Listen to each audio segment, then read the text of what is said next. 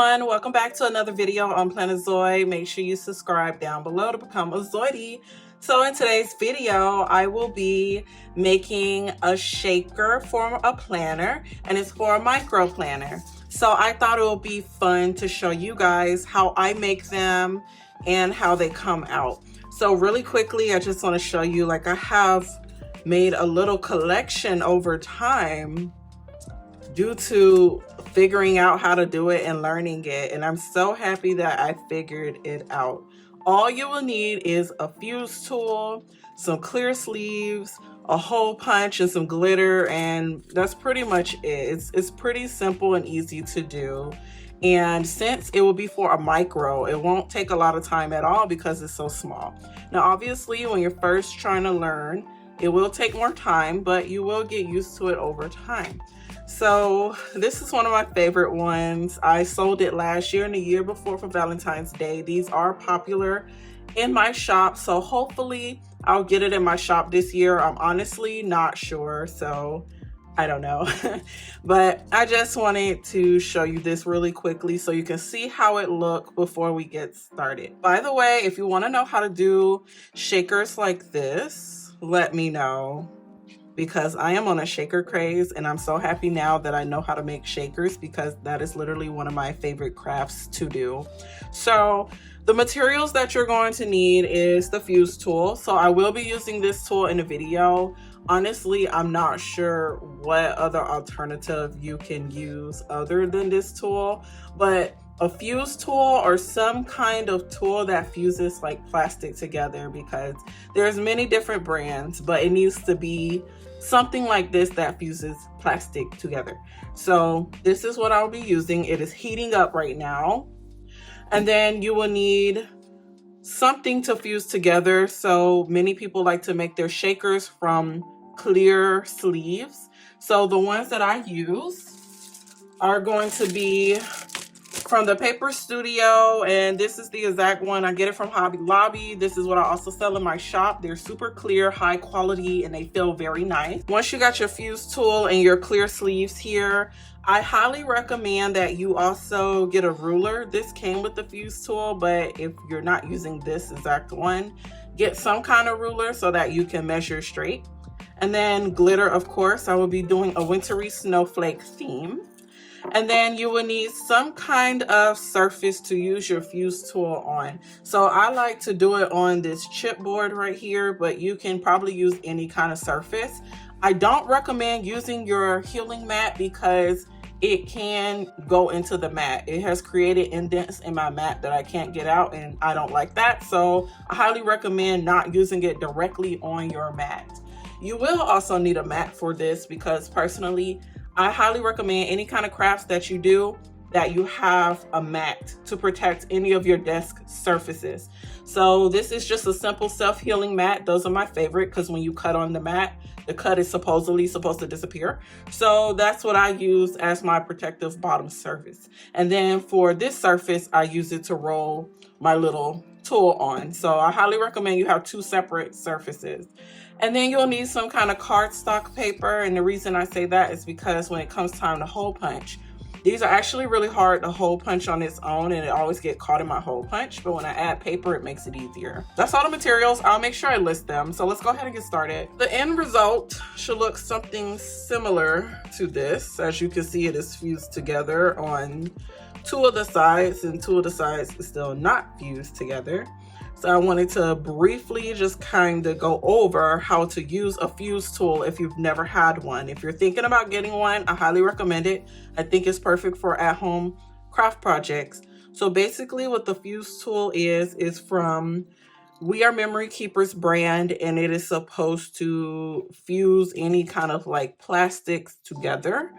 And honestly, I've only did it on thin sleeve protectors. I've never did it on anything thicker than that, so I don't know if it works on thicker materials. But essentially, you're just supposed to take the ruler that comes with the tool. I did purchase this one on Etsy, by the way. You can get them anywhere on Amazon. Sometimes you might even catch them in the craft store if you go on the right day. Take the ruler and just simply glide it across, and it will fuse it together. So I wanted to briefly just share that. So if you're like, what the heck is a fuse tool? That's what it is. So now let's go ahead and actually build and make it. So I'm gonna start from scratch completely, just so like everyone's on the same page here. I did, however, already cut ahead of time. So for a micro happy planner, the pages are 3 by 4 inches. However, for the shaker, I make it slightly bigger. So I do 3 1/4 by 4 1/4 inches when I do make these shakers. If you want, you could just do 3 by 4, which is the standard micro happy planner page size. Either way works. It is not exactly 3 by 4 because I got a little scissor happy on my little slider and the paper shifted. So now it's like the incorrect measurement, but I'm gonna use it for an example because I wanna save my sleeves and I don't wanna waste my sleeves. The first thing I like to do is fuse one of the corners so that it's already together. So the first step you're gonna do is lay out all your materials and you're gonna get ready to fuse your paper. What I like to do with the ruler is supposed to go this way, but I don't like it going this way. And you're supposed to actually fuse within this line here, but I don't like to do that either. So I like to turn it this way so that it's flushed and flat on the paper. And then I like to fuse on the edge here. So when it comes to using this tool, you will definitely have to play with the speed. You can't roll too fast, but you can't roll too slow. And you can't press too hard, but you also can't press too lightly. So you're really gonna have to play around and figure it out, but it is easy to use. So what I like to do is run over it about 3 times because I want to make sure that my shaker does not fall apart. And then after I have my first side created, now I can go ahead and I can either go ahead and do all the other sides except for the top, of course, or I can hole punch. So what I like to do is hole punch it first before I go ahead and do any more fusing, because the hole punches is what's needed to kind of help measure where to fuse, if that hopefully makes any sense at all. So step 1 was to go ahead and fuse one side of your sheet together. Now, obviously you don't have to do this for all of them depending on the kind of sheet you have, because this one, clearly there's already a side that is fused together already, but I like the extra security, so I go ahead and do an additional side. And I like to test it out too by just slightly tugging it. And if you tug it and it don't come apart, then you're good. If it does come apart, just fuse over it again. All right, let's go ahead and hole punch. So this is where the cardstock paper comes in. I like to personally take it and do it 2 ways. I can either take it and fold it over and hole punch, or I can cut it and put it inside. I think folding over does a lot better for me. So I'm gonna go ahead and do that. I'm just gonna simply just fold it like that and fold it over. So then this will just go like right inside right here. And then I can hole punch. Now, mind you, like I said, this is not, you know, the size of a micro. So it's gonna look a little different, but just picture it as if it was your micro. I just wanna save on material, you know? So now let's go ahead and punch this. And see, it's a lot easier to punch it when there's something around it versus doing it by itself.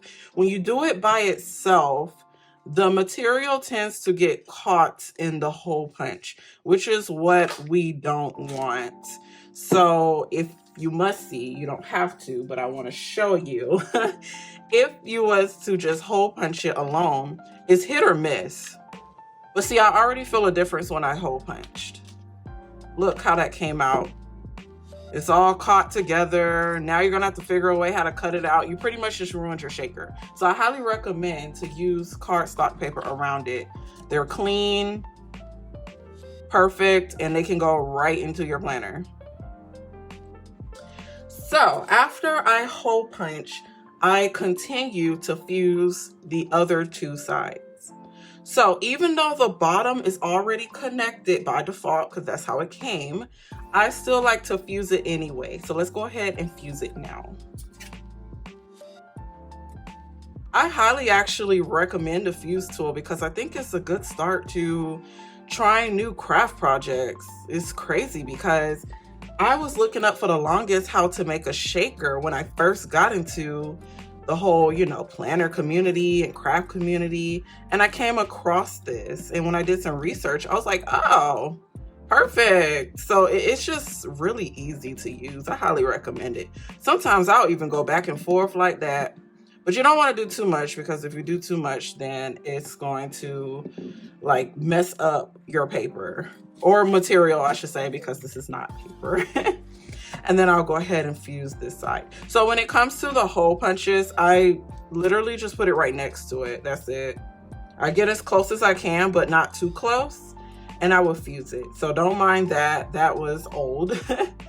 But I'm going to go ahead and fuse it now. I also highly recommend that you fuse towards you. That's what I'm trying to say. Fuse towards you, because sometimes when I fuse away from me, it gets caught. Like sometimes it'll stop spinning. Like this is supposed to spin. I can't touch it because it's hot right now, but it is supposed to spin. By the way, there is no on-off switch on this tool. So as long as it's plugged in, it will keep heating up and it will stay hot.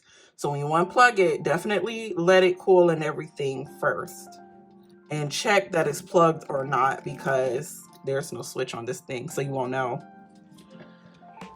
Okay, so when I'm done fusing all the sides that I need to fuse, I can go ahead and add my glitter now. So the glitter I'm going to be using is a mixture from Hobby Lobby and from Michaels, and I highly recommend that you get chunky, thick glitter. I don't recommend that you get the tiny like glitter pieces. Let me show you one. So like this right here, although it looks chunky, you can kind of see on a bottle that it's kind of stuck around the bottle. It will stick on this material. So if you do use this kind of glitter, just kind of use it, and see it's already fallen out. Just kind of use it in moderation because it does stick to like everything. I like using the really thick, chunky kind of glitter because let's say I do make a mess, it's easy to clean up. And this is made of like some kind of clay, like it's hard glitter anyway. So it'll be easy to clean up if you have to clean it up.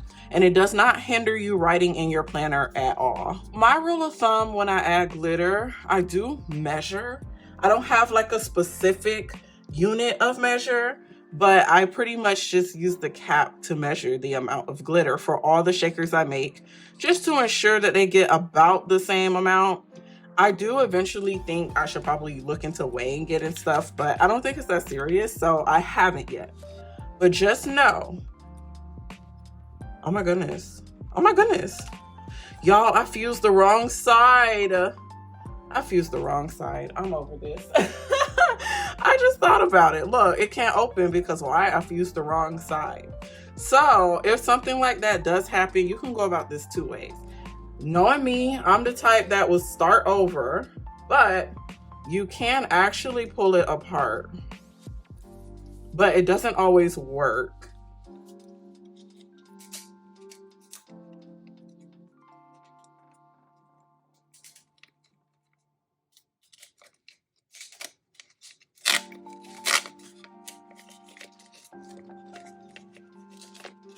Mind you, this is for personal use. If I mess up an order per se, I'm starting over completely. So I don't want you to think I'm giving faulty shakers here.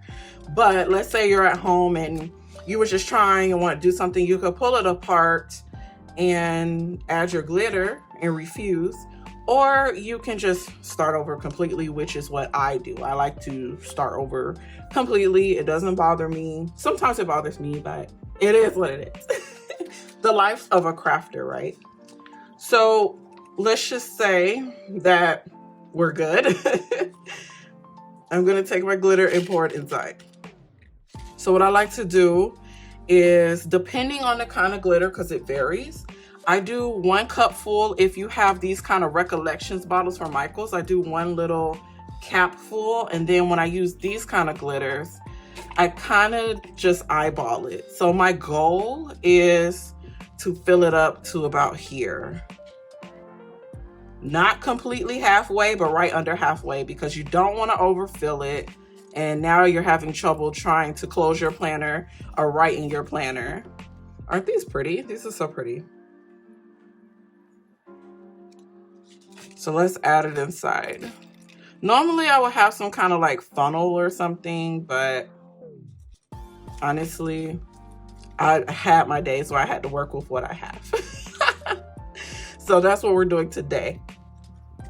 Okay, so let's refuse this because you can. But if it doesn't work, I will gladly start over. That's one thing I love about crafting is that, you know, if you mess up, there is another way to fix it and make it pretty again. It's definitely not the end of the world, but sometimes it can feel like the end of the world.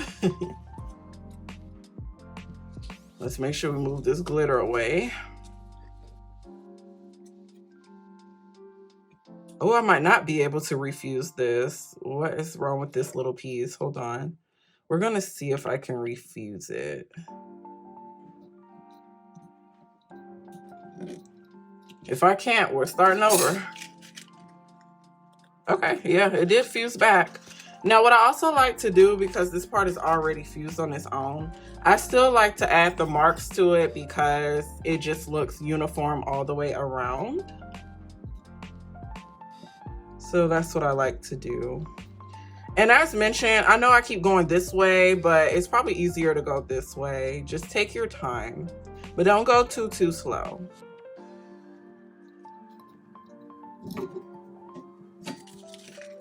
And then that's it. You have your shaker. You will test it out, shake it around. And if this was an order, of course, I would QA it. So QA is quality assurance. You would check it before you package it and make sure it's all good. So I like to shake it around. Nothing's coming out perfect. And then I like to also put it in my little planner to make sure, okay, does it look good? So yeah, it looks really nice. Now, mind you, like I said, this is a 3x4, so it does extend out, but typically I do cut to fit right in the planner. So my regular shakers would just fit right in perfectly.